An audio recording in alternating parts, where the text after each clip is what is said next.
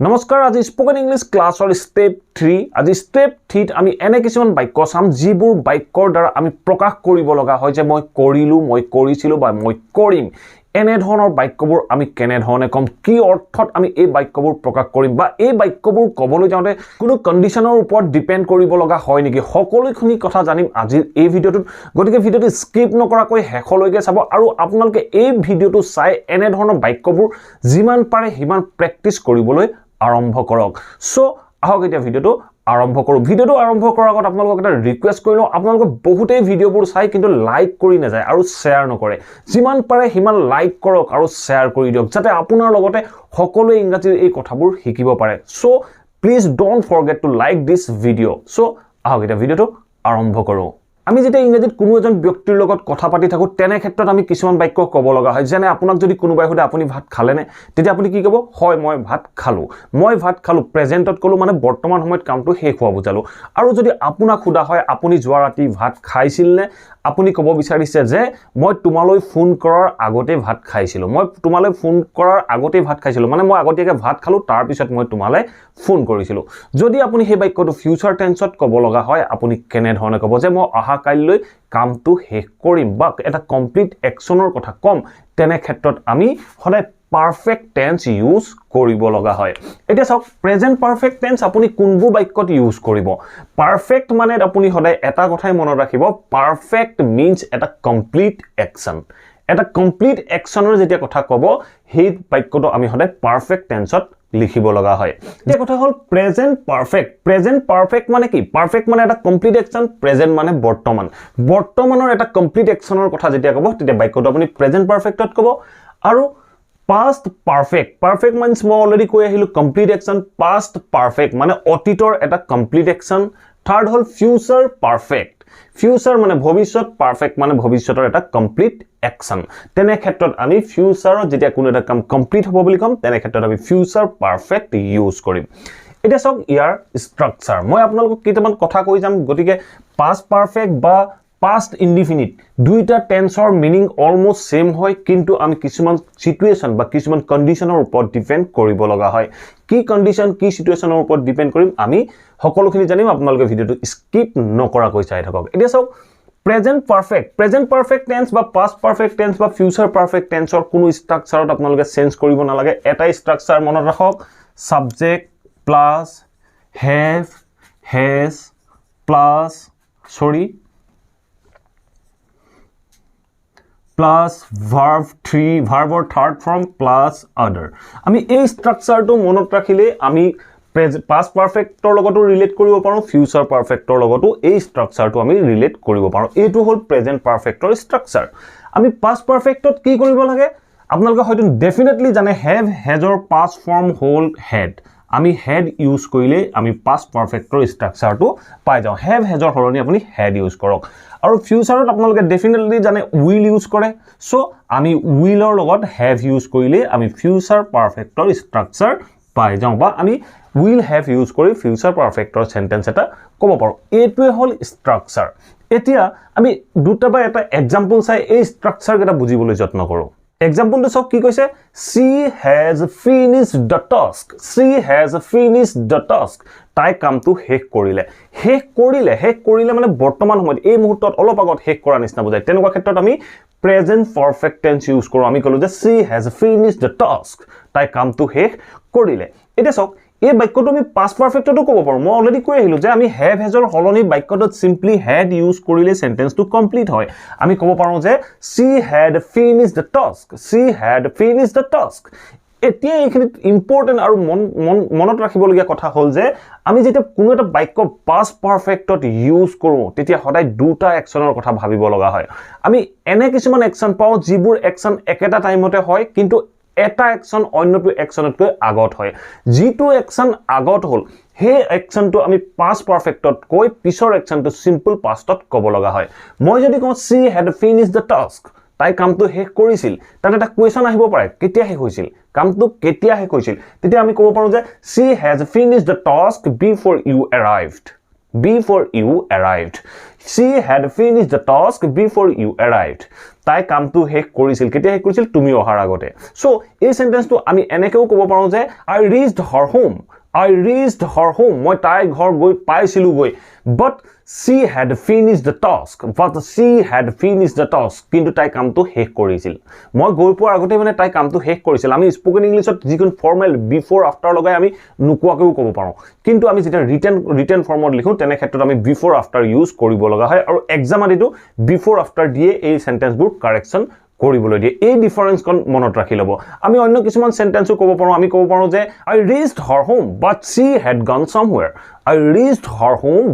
had gone somewhere মই তাই ঘৰলৈ গৈছিল কিন্তু তাই কৰবালৈ উলাই গৈছিল মানে মই গৈ পোৱাৰ আগত তাই উলাই গৈছিল এনে ধৰণে আমি স্পোকেন ইংলিশত সেন্টেন্সবোৰ ক'ব পাৰো আৰু আপোনালোকক এনে ধৰণৰ সেন্টেন্সবোৰ যিমান পাৰে হিমান প্ৰেক্টিস কৰিবলৈ আৰম্ভ কৰক যিমান প্ৰেক্টিস কৰিব হিমান শিকিব পাৰিব সো এতিয়া চাও আমি future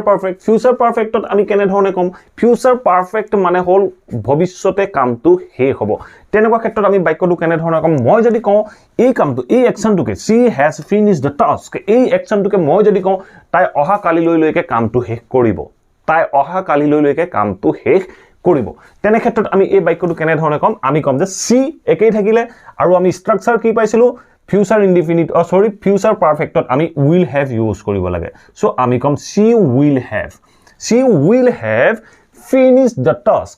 will have finished the task তাই কামটো শেষ কৰিব কেতিয়া শেষ কৰিব আমি তাৰ বিষয়ে ক'ব পাৰো আমি ক'ব পাৰো যে she will have finished the task তাৰ পিছত আমি টাস্কৰ পিছত আমি ক'ব পাৰো by tomorrow She will have finished the task by tomorrow. তাই অহা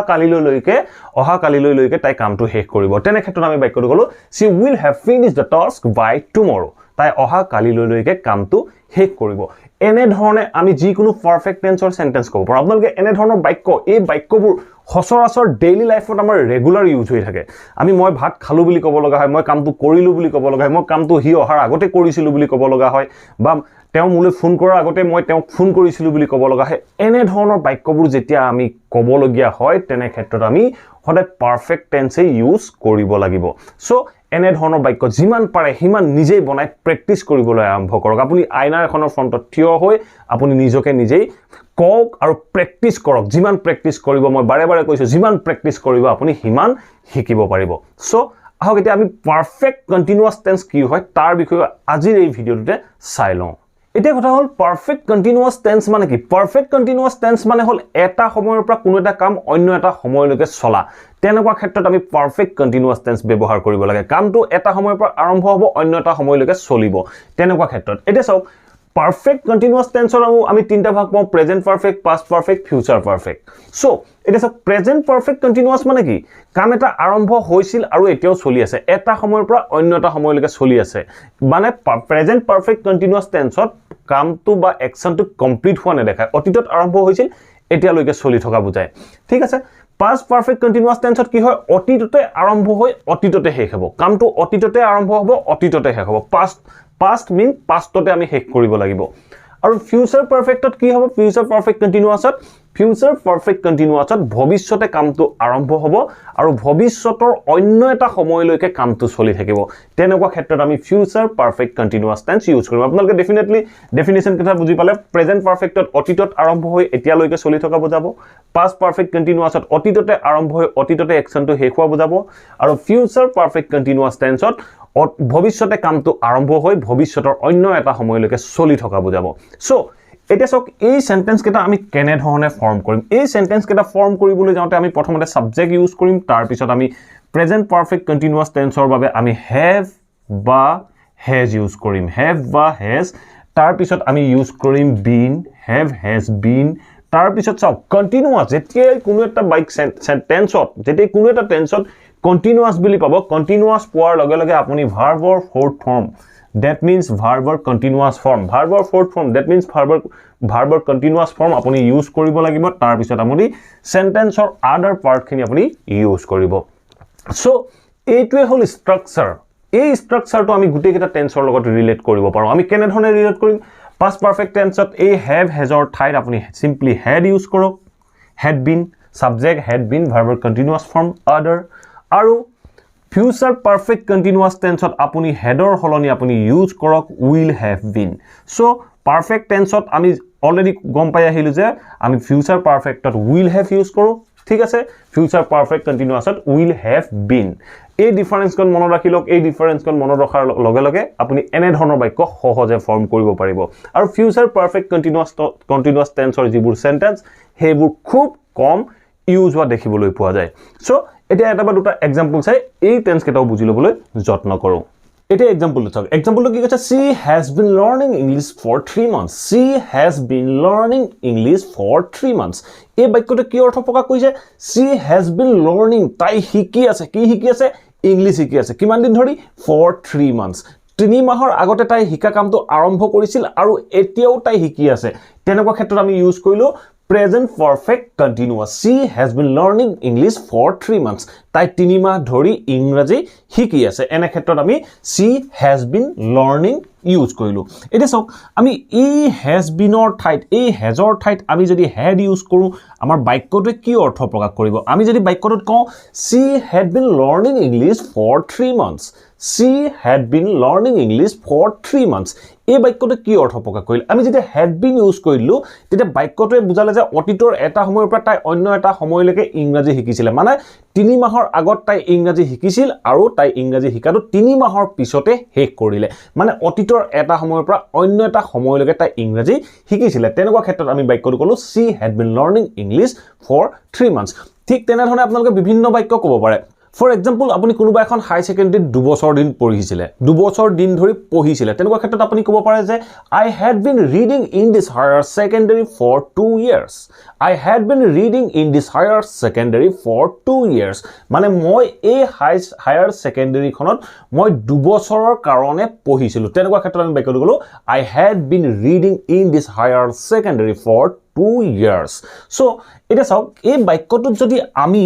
will have use কৰো আমি যদি কওঁ will have been তেতিয়া আমাৰ বাক্যটোৱে কি অৰ্থ প্ৰকাশ কৰিব she will have been learning english for 3 months she will have been learning english for 3 months এই বাক্যটোৱে এইটো অৰ্থ প্ৰকাশ কৰিলে যে তাই ভৱিষ্যতৰ 3 মাহলৈকে তাই ইংৰাজী শিকি থাকিব তাই ভৱিষ্যতৰ এটা সময়ৰ পৰা কামটো আৰম্ভ কৰিব আৰু সেই কামটো 3 মাহ কন্টিনিউ কৰি থাকিব তেনেকুৱা ক্ষেত্ৰত আমি বাক্যটো কলো she will have been learning english for 3 months for example আপুনি ধৰি লওক কোনোবা এখন হায়াৰ সেকেন্ডাৰীত গৈ এডমিশন ললে এডমিশন লোৱাৰ পিছত আপুনি বাক্যটো কি ক'ব আপুনি ক'ব যে মই 2 বছৰ দিন ধৰি এই স্কুলখনত পঢ়ি থাকিম বা এই হায়াৰ সেকেন্ডাৰীখনত পঢ়ি থাকিম তেনে ক্ষেত্ৰত আপুনি বাক্যটো কেনে ধৰণে ক'ব আপুনি ক'ব যে I will have been studying in this higher secondary for 2 years I will have been studying in this higher secondary for 2 years এনে ধৰণে আমি টেন্সৰ বাক্যবোৰ অতি সহজে ক'ব পাৰো আৰু নেক্সট স্টেপটোত মই লৈ আহিম অন্য কিছুমান ট্ৰিক অন্য কিছুমান থিওৰি যিবোৰ থিওৰি আমি ঘৰত ৰেগুলাৰ প্ৰেক্টিস কৰাটো অতি প্ৰয়োজনীয় আমি আমাৰ কমিউনিকেশ্যন স্কিল ডেভেলপ কৰিবৰ বাবে সো নেক্সট স্টেপ কেটা পাবৰ বাবে আপোনালোকে চেনেলটো এতিয়াই সাবস্ক্ৰাইব কৰি অল নোটিফিকেশন অন কৰি লব আশা কৰো আপোনালোকে এই ভিডিওটোৰ পৰা নিশ্চয় বুজিব পাৰিলে পাৰফেক্ট টেন্স আৰু পাৰফেক্ট কন্টিনিউয়াস টেন্সৰ বাক্যবোৰ আমি কেনে ধৰণে অতি সহজে সিম্পলি ক'ব পাৰো আশা কৰো আপোনালোকে ৰেগুলাৰ এই সেন্টেন্সবোৰ ঘৰত প্ৰেক্টিস কৰিব আৰু আপোনাৰ কমিউনিকেশ্যন স্কিল ডেভেলপ কৰিবলৈ যত্ন কৰিব যদি ভিডিওটো ভাল পালে প্লিজ ভিডিওটো লাইক কৰিব শেয়াৰ কৰিব